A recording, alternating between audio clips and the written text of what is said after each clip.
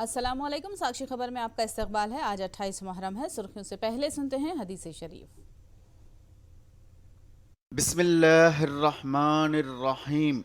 हुजूर अकरम सल्लल्लाहु अलैहि वसल्लम ने इरशाद फरमाया, तुम में से कोई शख्स हकीकी ईमान वाला उस वक्त तक नहीं हो सकता जब तक वो अपने मुस्लिम भाई के लिए वही ना चाहे जो अपने लिए पसंद करता है। और अब सुर्खियां। जस्टिस उदय उमेश ललित बने हिंदुस्तान के 49वें चीफ जस्टिस। सदर द्रौपदी मुर्मू ने दिलाया हल्फ। अब से कुछ ही देर बाद हनुमाकुंडा में बीजेपी का जलसे-ए-आम। जेपी नड्डा कर रहे हैं शिरकत।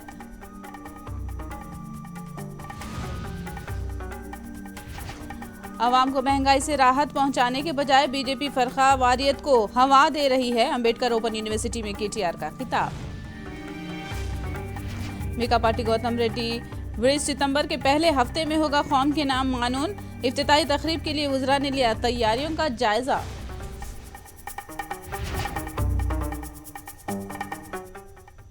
और अब तफसील। मुल्क के 49वें चीफ जस्टिस के तौर पर जस्टिस उदय उमेश ललित ने हलफ लिया। सदर जमहूरिया हिंद द्रौपदी मुर्मू ने जस्टिस यूयू ललित को हलफ दिलाया। राष्ट्रपति भवन ने मुनक़िदा इस तकरीब में वज़ीर आज़म नरेंद्र मोदी, साबिक़ सदर जमहूरिया हिंद रामनाथ कोविंद, साबिक़ नायब सदर जमहूरिया एम वेंकैया नायडू, मरकजी वज़रा, दीगर मुअज़्ज़िज़ शख्सियतों ने शिरकत की। याद रहे कि जस्टिस एन वी रमना की सुबुकदोशी के बाद justice Uday Umesh Lalit chief justice of India बने हैं।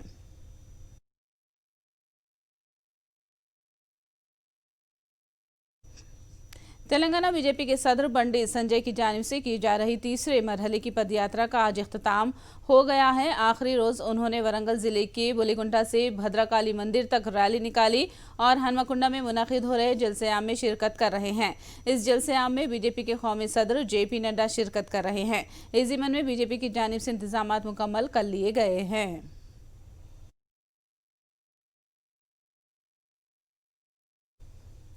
तेलंगाना बीजेपी के कौमी सदर जेपी नड्डा ने हनुमाकुंडा दौरे से पहले हिंदुस्तान की खवातीन क्रिकेट टीम की साबिक़ कप्तान मिथाली राज से मुलाकात की। मिथाली राज ने शमशाबाद में वाक़ नोवोटेल होटल में मुलाकात की। बीजेपी क्रिकेटरों और फिल्मी सितारों को पार्टी में शामिल करने की तरग़ीब दे रही है।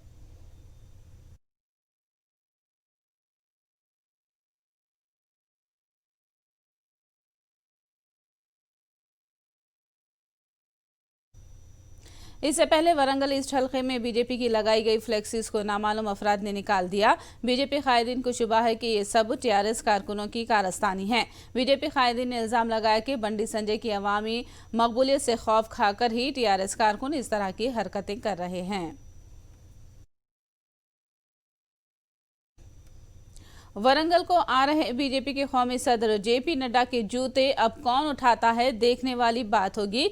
रियासती वजीर केटीआर ने ट्वीट के जरिए ये रिमार्क किया। उन्होंने कहा कि नड्डा के जूते उठाने के लिए बीजेपी कायदीन में मसाबिक़त जरूर होगी। एक रोजनामे में शाये किए गए कार्टून को केटीआर ने अपने ट्वीट के साथ मुंसलिक किया।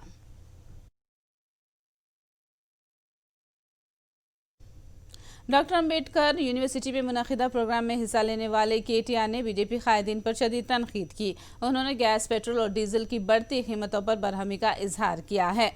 इन उमूर पर बात नहीं करते हुए बीजेपी कायदीन फ़िरक़ावारियत को हवा देने की कोशिश कर रही है। उन्होंने कहा कि गरीबों के लिए कुछ बेहतर करने के बजाय बीजेपी मजहबी मुनाफिरत फैला रही है।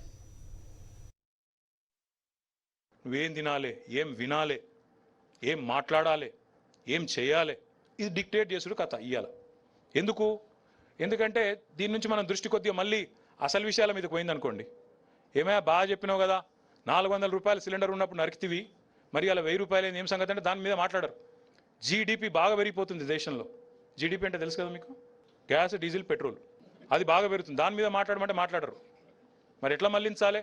హలాల్, హిజాబ్, మునవర్ ఫారూఖీ, ప్రతి పంచాయతీ పెట్టి ఏదో ఒకటి చేసి. ఇంకో నాకు అర్థం కాని విషయం ఏంటంటే, ఏ దేవుడు చెప్తున్నాడు మనకి నా పేరు మీద తనక సావండి మీరంతా అని? ఎవడన్నా దేవుడు చెప్పిండా? ఎక్కడన్నా ఏ మతం దేవుడైనా? కృష్ణుడు చెప్పిండా? రాముడు చెప్పిండా?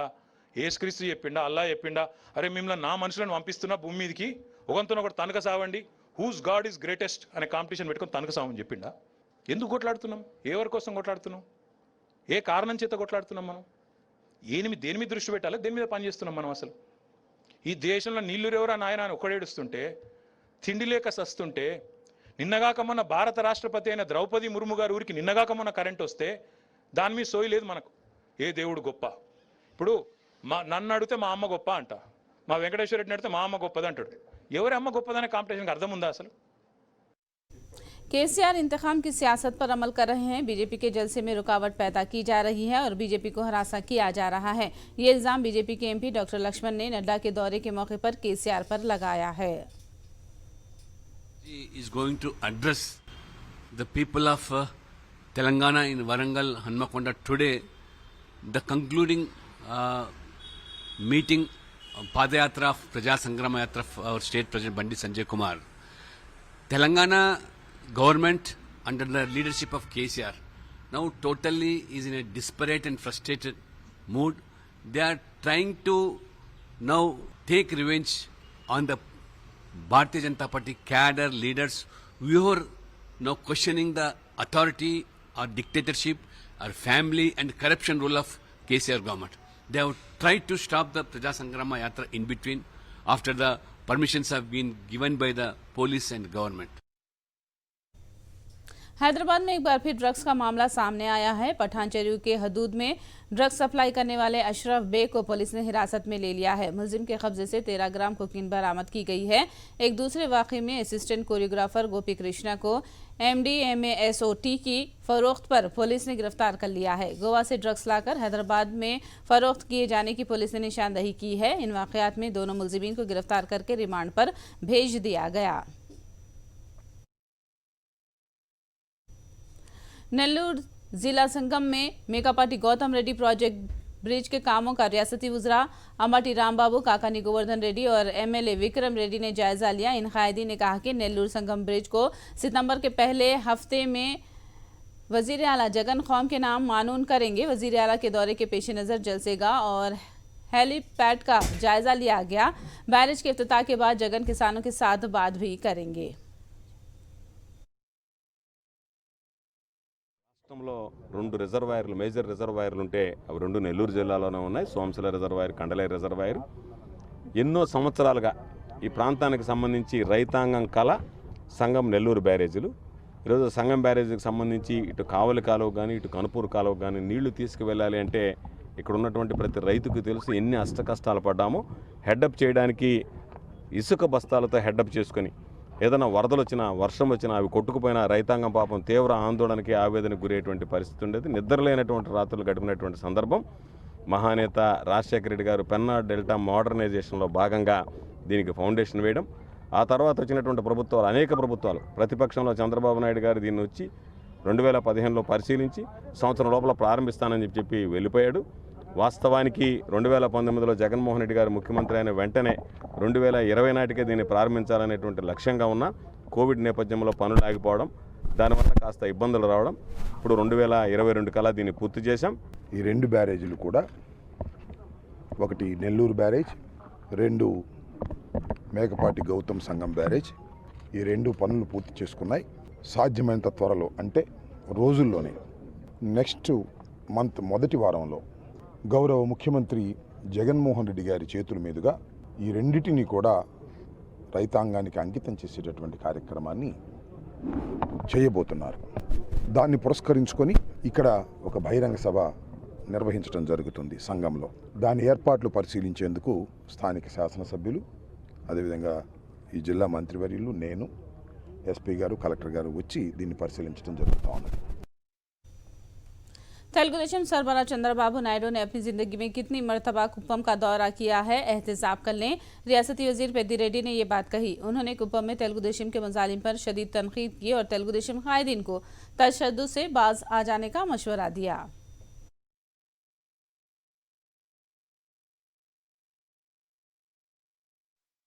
33 ఏళ్ల పాలనను గుర్తుపెట్టుకుంటే కుప్పంకి ఎన్నిసార్లు వచ్చావు, మరి ఈ 3 సంవత్సరాల్లో ఎన్నిసార్లు వచ్చావు, ఆ 33 సంవత్సరాల్లో ఎన్నిసార్లు వచ్చింటాడో అంతకంటే ఎక్కువ ఈ 3 సంవత్సరాలలో 6 పర్యాయాలు వచ్చాడు, 15 రోజులు పర్యటన చేశాడు. మరి ఆ పర్యటనలో ఏదైనా సారాంశం ఉందా అంటే ఏం లేదు. మమ్మల్ని తిట్టడం, మా కార్యకర్తలంతా కూడా కొట్టిపియడం, దౌర్జన్యాలు చేయడం, అక్కడ పోలీసులు మాకు సహకరించడం లేదు. మేమేమి పోలీసుల గురించి కూడా మాట్లాడడం లేదు.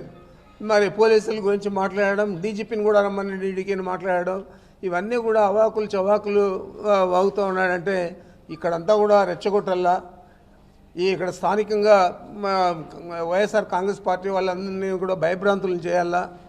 ఆ విధంగా మనం ఎన్నికలు గెలవాలా. గతంలో 30 సంవత్సరాలు కూడా అదే విధంగా మనం ఇక్కడ దౌర్జన్యం చేసే వన్ సైడెడ్గా ఓట్లు వేసుకొని గెలిచాం తప్ప ప్రజల బలంతో గెలవలేదు. మరి ఇప్పుడు కూడా అదే విధంగా గెలవాలని చెప్పి చంద్రబాబు ఆలోచన చేస్తూ ఉన్నాడంటే ఆయన ఆలోచన పొరపాటు అని చెప్పి నేను తెలియజేస్తా ఉన్నాను. आंध्र प्रदेश वक्फ बोर्ड का इजलास विजयवाड़ा में मुनक्किद हुआ। इस इजलास में वक्फ बोर्ड के चेयरमैन खादर बादशाह, एमएलए हफीज खान और दूसरों ने शिरकत की। वक्फ बोर्ड के चेयरमैन ने वक्फ जायदादों के तहफ़्फ़ुज़ के लिए किए जाने वाले इक़दामात का जिक्र किया। उन्होंने बताया कि कर्नूल में वक्फ ट्रिब्यूनल के काम करने के बाद वक्फ केसों में कमी आएगी और काबिज़ीन से वक्फ जायदादों को हासिल किया जाएगा। उन्होंने वक्फ मामला और वक्फ बोर्ड के कानूनी केसों की तफसीलात भी बताई।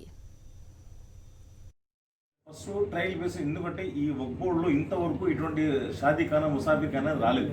నాకు తెలిసి హిస్టరీలో ఫస్ట్ టైం వస్తాం. కానీ దీన్ని ఎట్లా చేయాలా, ఎట్లా పేదలకి ఈ ఫలాలు అందించాలా? ఎందుకంటే మా ఉద్దేశం దాని ఇన్కమ్ రాబట్టుకుని ఏదో మేము వక్ బోర్డు కోటీశ్వరులు కావాలని కాదు. కానీ మా ఉద్దేశం ఏంటంటే ఇప్పుడు ఈ షాదీఖానాన్ని ఇంతవరకు మనం నడపలేదు కాబట్టి ఒక ట్రయల్ బేసిస్ మీద 3 నుంచి 4 నెలలు ట్రయల్ బేసిస్ మీద చూద్దాం. అంటే దాన్ని ఇంకా కమిటీ వేయలేదు. మా కంట్రోల్ డిఎం అంటే డైరెక్ట్ మేనేజ్మెంట్లో ఉంది. రైట్ నౌ డైరెక్ట్ మేనేజ్మెంట్లు ఉంది కాబట్టి దాన్ని ఎట్లా చేసుకోవాలనేది ఒక 3 నుంచి 4 నెలలు ఒక ట్రయల్ బేసిస్ మీద చూస్తాం. దాని తర్వాత పేదలకు ఎట్లా చేయాలో ఏం చేయాలో అప్పుడు టెండర్స్ పిలిచి ఇస్తాం. ఇప్పుడైతే ట్రయల్ బేసిస్ మీద చూస్తున్నాం ఒక 4 months. అంటే పాత అండి అప్రాక్సిమేట్లీ కోర్టులో నడిచే కేసులు. ఎందుకంటే మనకు మెయిన్గా అక్కడ ఏంటంటే హైకోర్టులో నడుస్తూ ఉన్నాయి. మాకు ఇది లేదు, అది ట్రిబ్యునల్ లేదు. ఇప్పుడు ట్రిబ్యునల్ కర్నూలులో స్టార్ట్ అయింది. దాన్ని రెన్యూడ్ అంతా చేస్తున్నాం బిల్డింగ్ని. అది వచ్చిన తర్వాత మా యొక్క సమస్యలు ఏవైతే ఉన్నాయో కోర్టులో అవన్నీ సాల్వ్ అయ్యే ఉద్దేశం ఉంది. అప్రాక్సిమేట్లీ మీరు అన్నట్టుగా 2000 నుంచి 3000 కేసులు పెండింగ్ ఉన్నాయి. కానీ హైకోర్టు అనేది ఇప్పుడు హైకోర్టులో 100,000 కేసులు ఉన్నాయి కాబట్టి మా ట్రిబ్యునల్ వచ్చింది అనుకోండి 75% ఆఫ్ ద లీగల్ ఇష్యూస్ అన్నీ క్లియర్ అయిపోతాయని నాకు నమ్మకం ఉంది. కాబట్టి మా జగన్మోహన్ రెడ్డి గారు ఇంతకుముందు 5 సంవత్సరాలు ట్రిబ్యునల్ పెట్టలేదు. ఇప్పుడు జగన్మోహన్ రెడ్డి గారు వచ్చి ఇమీడియట్గా యాక్షన్ తీసుకుని కర్నూలులో ట్రిబ్యునల్ పెడుతున్నారు. గత 3 సంవత్సరాల నుంచి ముఖ్యంగా ఏ వ్యవస్థలు అయితే ఉన్నాయో అది మసీదు కమిటీలు ఉండవచ్చు, దర్గా కమిటీలు, చందాల కమిటీలు, రకరకాల వ్యవస్థలు, ఇన్స్టిట్యూషన్స్ ఉన్నాయి. వాళ్ళకు సంబంధించిన ఆస్తులు ఉన్నాయి, ఆస్తులు లేని ఇన్స్టిట్యూషన్స్ కూడా ఉన్నాయి. ఆ సంబంధించిన ముతవల్లీలకు అపాయింట్ చేయడం కానీ, లేదంటే వాళ్ళకు రెన్యువల్ చేయడం కానీ, లేదంటే గుర్తించడం కానీ, లేదంటే అక్కడ తప్పు అంటే రాంగ్ పర్సన్ ఉంటే వాళ్ళని తీసేసి రైట్ పర్సన్ని నియమించడం కానీ, అలాగే కమిటీస్లో కూడా ఎవరైతే అవకతవకలు చేశారో, ఎవరైతే తప్పులు చేశారో వాళ్ళని తీసేసి అక్కడ మంచి కమిటీలని నియమించడం కానీ. विजयनगरम के केपी गोलापेट के म्यूनसिपल स्कूल में तरक्याती कामों की तकमील अमल में आई। विजयनगरम म्यूनसिपल कॉरपोरेशन के प्राइमरी स्कूल में नाडो नीडू के तहत मुख्तलिफ तरक्याती काम अंजाम दिए गए और 2 रूम्स की तामीर भी अमल में आई। इस मौके पर आंध्र प्रदेश के वजीर तालीम बोस्सा सत्यनारायण ने कहा कि नाडो नीडू के तहत इस तरह के तरक्याती काम मुख्तलिफ स्कूल्स में अंजाम दिए जा रहे हैं। అప్పటి నుంచి ఎమ్మెల్యే గారు ఈ 2 కార్యక్రమాలు అయ్యేవి తిరుపతి గారు వచ్చి ఈ ప్రారంభం చేయాలని కోరుతున్న తదుప ఈరోజు ఈ ప్రారంభోత్సవం చేస్తాం. మొదటిగా స్కూల్లో నాడు నేడుతో 20 లక్షల రూపాయలతో నాడు నేడుతో స్కూల్ డెవలప్మెంట్ చేస్తాం. సుందరంగా ఏవైతే 10 కాంపోనెంట్స్ ఉన్నాయో ఆ 10 కాంపోనెంట్స్ని పూర్తి చేస్తాం, ఇంక్లూడింగ్ పెయింట్స్తో సహా. ఆ తర్వాత కార్పొరేషన్ నుంచి ఎమ్మెల్యే గారు మరి 20 లక్షల రూపాయలని మరి శాంక్షన్ చేస్తే, మరి మేయర్ గారు కార్పొరేటర్లు అందరూ శాంక్షన్ చేస్తే ఆ 20 లక్షల రూపాయలతో 2 రూముల అదనపు గదులను కూడా అందులో కన్స్ట్రక్ట్ చేయడం జరిగింది. మొత్తం 42 లక్షల రూపాయలతో ఆ స్కూల్లో సుందరంగా తీర్చిదిద్దాం. ఇప్పుడు మీ అందరూ కూడా చూశారు ఏ రకంగా ఉన్నాయో. ఇదే రకంగా రాష్ట్రంలో ఉన్న అన్ని పాఠశాలలు కూడా ఇదే రకంగా నాడు నేడులో మరి దాన్ని అభివృద్ధి చేయడం జరుగుతుంది. रियासती हुकूमत के ताउन से पार्ले फॉर द ओशन इदारे की जानिब से विशाखा में मुनक़िद किए गए प्लास्टिक सफाई प्रोग्राम को आलमी सतह पर शिनाख्त मिली है। इस प्रोग्राम को international wonder book of records में दर्ज किया गया है। अवाम के ताउन से बड़े पैमाने पर साहिल समंदर की सफाई करने का ये पहला प्रोग्राम है और इस प्रोग्राम को आलमी इजाज़ नसीब होने पर मुकामी लोगों ने मसरत का इजहार किया है।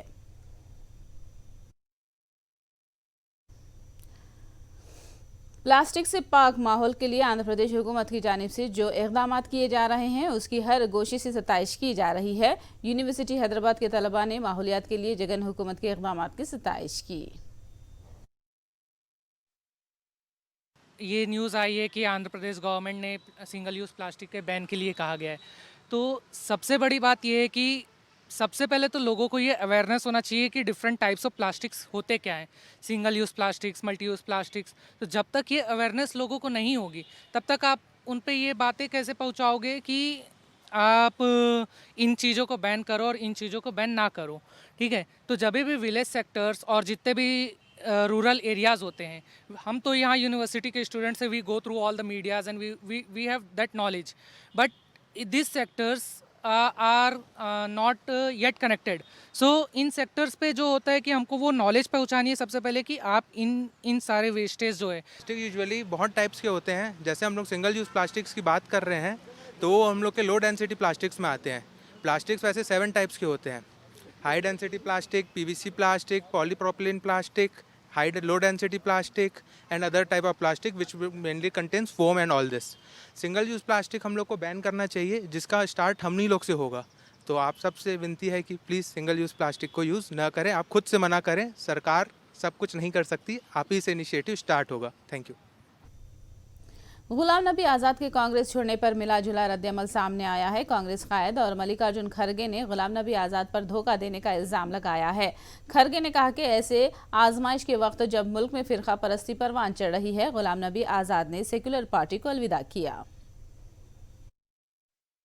सब मिलके आरएसएस और बीजेपी के खिलाफ लड़ना है, और जब माइनॉरिटीज के ऊपर, दलितों के ऊपर और प्रेस के ऊपर और सामान्य जो भी लोग लोकतंत्र की बात करते हैं या संविधान रक्षा करने की बात करते हैं, उन पे जो हमले हो रहे हैं, इस हमले को रोकने का काम हम सब मिलके करना चाहिए। उसके बजाय लड़ाई के वक्त अगर आप युद्ध में से भाग जाते हो तो एक तो पार्टी को धोखा दिए जैसा, दूसरा कि यहाँ का माहौल जो मोदी जी ने बनाया है उसको डर के गए जैसा होता है। मुनव्वर फारूकी के शो के लिए दिल्ली पुलिस ने इजाजत नहीं दी है। हालांकि मुनव्वर फारूकी ने शो की तैयारी कर ली थी। पुलिस ने फिरकावारियत को हवा लगने के अंदेशे के सबब शो की इजाजत नहीं दी है। बताया जाता है कि हाल ही में हैदराबाद में हुए शो के बाद फैली कशीदगी के तनाजुर में दिल्ली पुलिस ने इजाजत नहीं दी है। दिल्ली में फायरिंग के वाक़े से सनसनी फैल गई है। एनएबी सराय इलाके में पेश आए फायरिंग से एक शख्स की मौत वाक़ई हो गई, जबकि एक और शख्स शदीद जख्मी हो गया। पुलिस ने जाए वारदात का दौरा किया और सीसी फुटेज हासिल करके जायजा लिया जा रहा है। पुलिस ने केस दर्ज करके जांच का आगाज कर दिया है। फुटबॉल की आलमी तंजीम फीफा ने ऑल इंडिया फुटबॉल फेडरेशन पर आयद की गई पाबंदी को बर्खास्त कर दिया है। पाबंदी के बर्खास्त होने के बाद हिंदुस्तान में अंडर 17 विमेंस फुटबॉल कप का इनेकाद होगा। ऑल इंडिया फुटबॉल फेडरेशन पर आयद पाबंदी के बर्खास्त होने पर फुटबॉल मद्दाहों ने खुशी का इजहार किया है।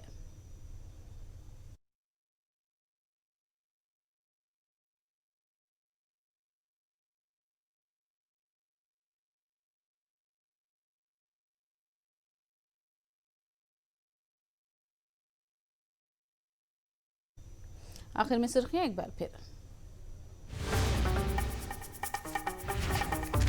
जस्टिस उदय उमेश ललित बने हिंदुस्तान के 49वें चीफ जस्टिस। सदर द्रौपदी मुर्मू ने दिलाया हल। आज से कुछ ही देर बाद हनुमकुंडा में बीजेपी का जलसे-ए-आम, जेपी नड्डा कर रहे हैं शिरकत।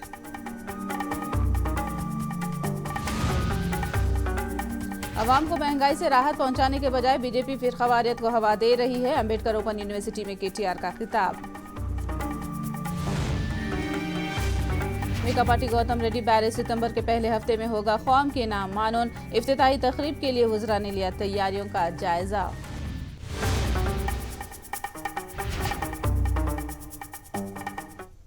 साक्षी खबर में फिलहाल इतना ही। साक्षी टीवी पर खबरों का सिलसिला जारी रहेगा।